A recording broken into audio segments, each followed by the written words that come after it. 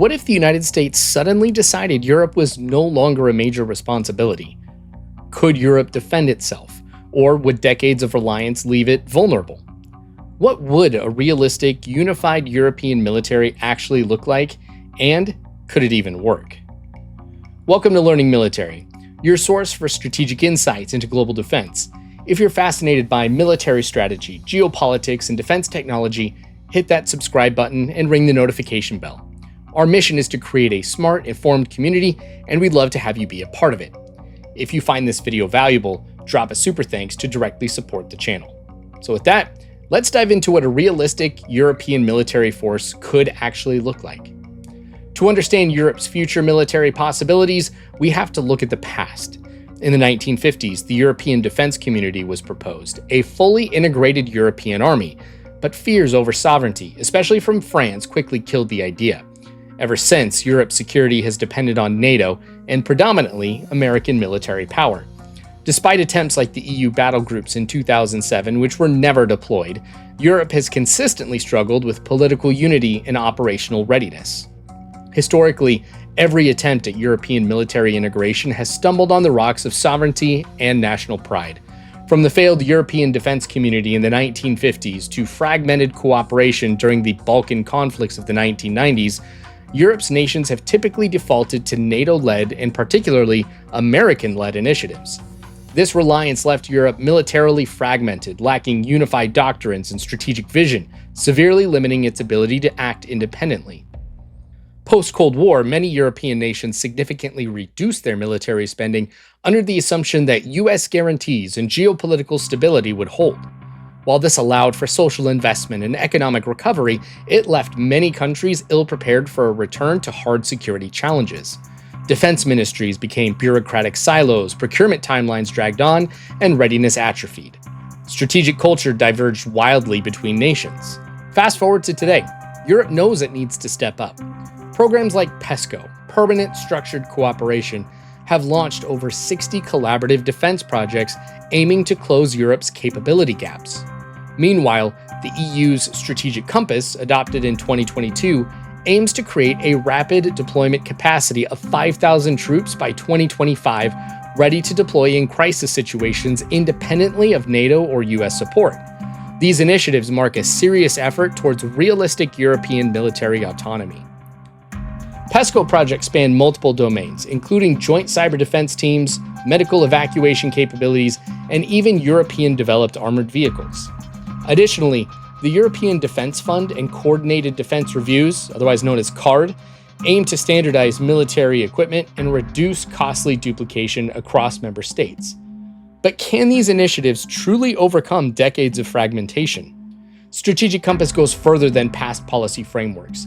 It incorporates cyber resilience, disinformation response, and even space-based defense coordination. This reflects a growing understanding that threats today extend far beyond tanks and jets. They're digital, hybrid, and transnational. But capability is just one side of the coin. Political cohesion and rapid decision-making mechanisms will determine whether Europe can act in time during future crises.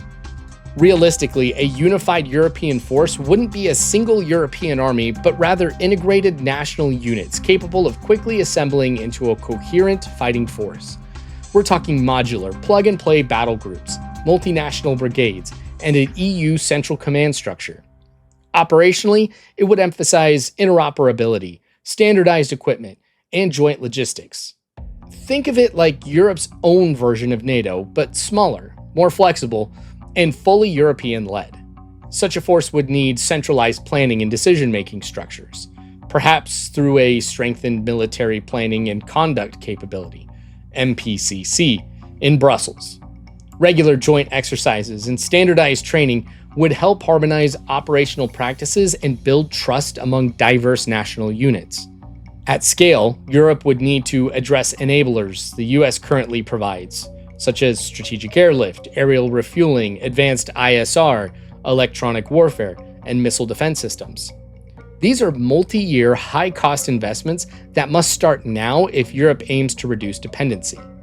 To fill this logistics gap, Europe would also need to invest heavily in mobility infrastructure. railways, roads, ports, and airfields capable of supporting rapid deployment. Without this, even the best prepared units can't get to the fight in time. It's not just about boots on the ground, it's about how fast those boots can move and sustain operations under fire. What missions would this force undertake, though? Likely scenarios include crisis response in Europe's near abroad, like stabilizing conflicts in Africa or securing borders against hybrid threats. It could also handle humanitarian missions or evacuation operations independently from the United States. The toughest test, however, would be collective defense, holding the line against an aggressor without immediate American backup. Imagine a scenario in the Baltics where Europe has to mobilize its own forces rapidly, testing the limits of Europe's unity and preparedness. Consider another realistic scenario. A sudden crisis erupts in North Africa or the Middle East, triggering massive migration flows and potential terrorist threats to Europe's borders. Without immediate American involvement, Europe must deploy its rapid deployment capacity to stabilize the situation, protect civilians, and secure its borders, highlighting its newfound capability and autonomy.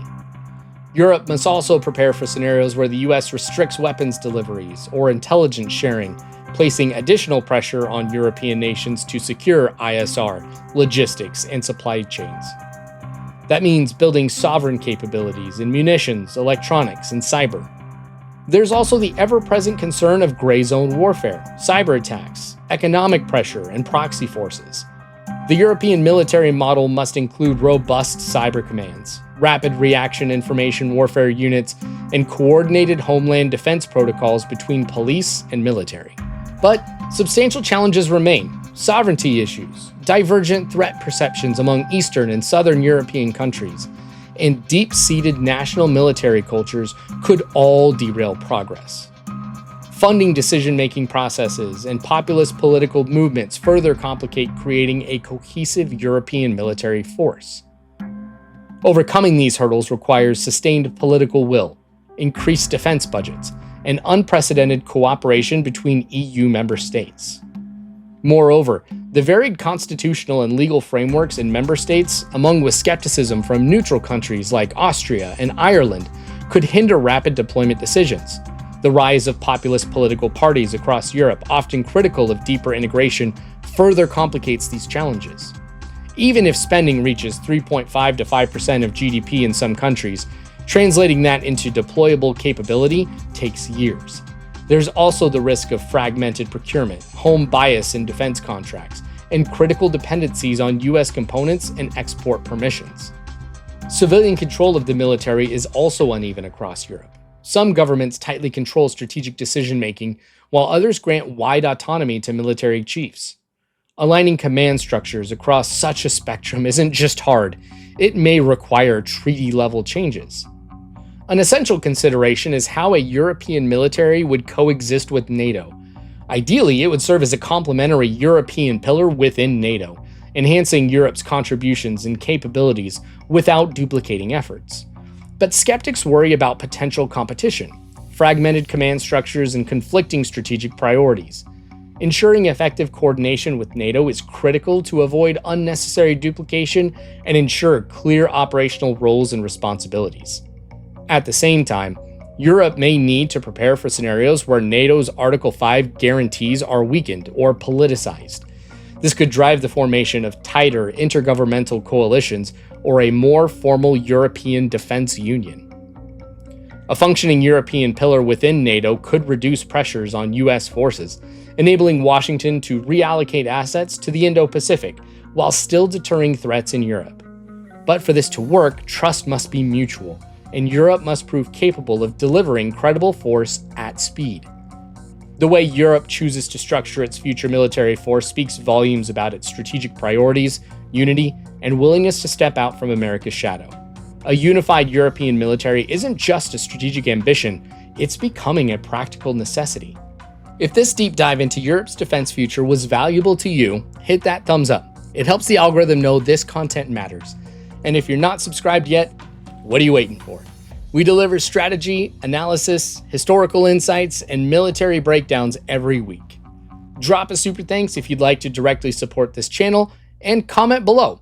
Do you think Europe can realistically achieve military autonomy within the next decade?